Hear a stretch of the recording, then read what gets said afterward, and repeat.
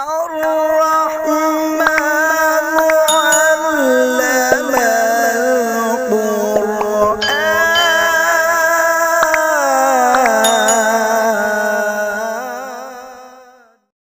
بسم الله الرحمن الرحيم. عن أنس رضي الله تعالى عنه قال قال رسول الله صلى الله تعالى عليه وسلم إن الدال على الخير كفاعله رواہ الترمذی۔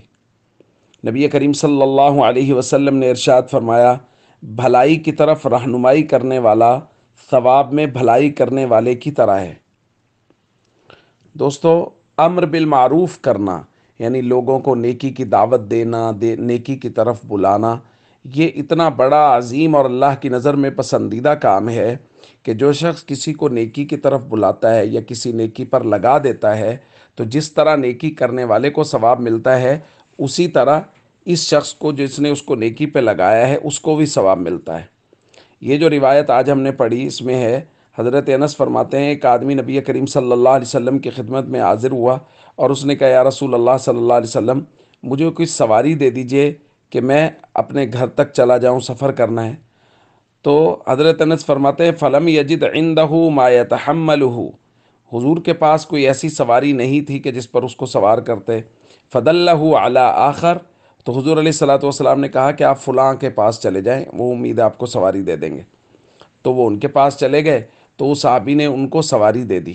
تو انہوں نے آ کے نبی کریم صلی اللہ علیہ وسلم کو خبر دی کہ یا رسول اللہ، انہوں نے مجھے سواری دے دی جن کے پاس آپ نے مجھے بھیجا تھا۔ تو حضور نے فرمایا، پھر اس کا مطلب ہے میں بھی ثواب میں برابر کا حصہ دار ہوں کہ الدال علی الخیر کفاعلی، جو نیکی پر دلالت کرتا ہے وہ کرنے والے کی طرح ہوتا ہے۔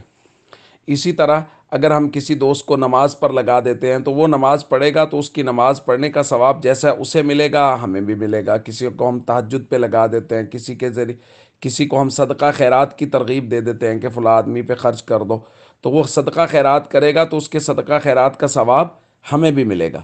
اس لیے ہم سب کو چاہیے لوگوں کو نیکی کی طرف بلاتے رہیں، نیکی کی دعوت دیتے رہیں کہ جب جب وہ نیکی کریں گے ہمارے نامہ اعمال میں اس کا ثواب لکھا جاتا رہے گا۔